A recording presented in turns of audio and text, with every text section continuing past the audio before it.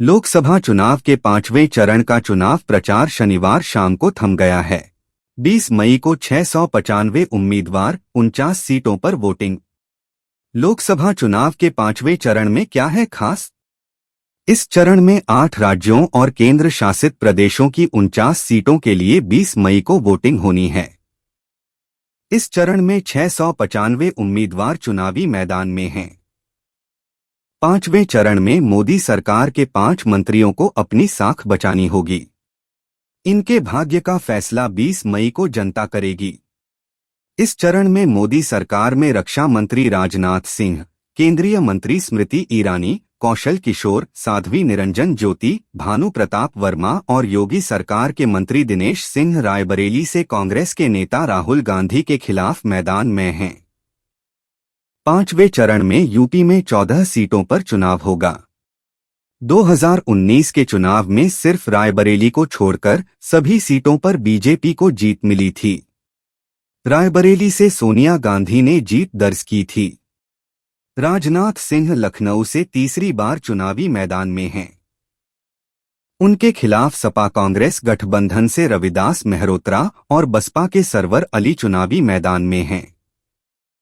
अमेठी लोकसभा से केंद्रीय मंत्री स्मृति ईरानी एक बार फिर से चुनाव लड़ रही हैं। 2019 में उन्होंने कांग्रेस के वरिष्ठ नेता राहुल गांधी को हराया था।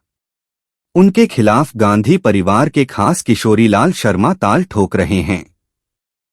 शर्मा का दावा है कि 40 सालों से वो अमेठी की जनता से जुड़े हैं। उन्होंने राजीव गांधी के साथ भी रैलियों में भाग लिया था। इस सीट पर कांग्रेस के बड़े नेताओं का पूरा फोकस है। यूपी में 14 लोकसभा सीटों पर चुनाव। उत्तर प्रदेश में आम चुनाव के 5वें चरण की 14 सीट और विधानसभा उपचुनाव की 1 सीट के लिए चुनाव प्रचार शनिवार शाम 6 बजे समाप्त हो गया। इन सीटों पर 20 मई को मतदान होगा। उत्तर प्रदेश के मुख्य निर्वाचन अधिकारी नवदीप रिणवा ने बताया कि 5वें चरण के 14 लोकसभा निर्वाचन क्षेत्रों तथा लखनऊ पूर्व विधानसभा उपनिर्वाचन के लिए 20 मई सोमवार को मतदान होना है। इस चरण की 14 लोकसभा निर्वाचन क्षेत्रों में मोहनलालगंज आरक्षित, लखनऊ, रायबरेली, अमेठी, जालौन आरक्षित, झांसी, हमीरपुर, बांदा, फतेहपुर, कौशाम्बी आरक्षित, बाराबंकी आरक्षित, फैजाबाद, कैसरगंज, गोंडा लोकसभा सीटें आती हैं।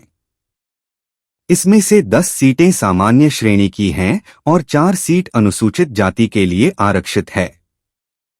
इन सभी सीटों के लिए शनिवार शाम 6 बजे चुनाव प्रचार थम गया। ये था दर्शकों आमना सामना मीडिया का खास समाचार। चैनल को सब्सक्राइब कीजिए, वीडियो को शेयर कीजिए। धन्यवाद।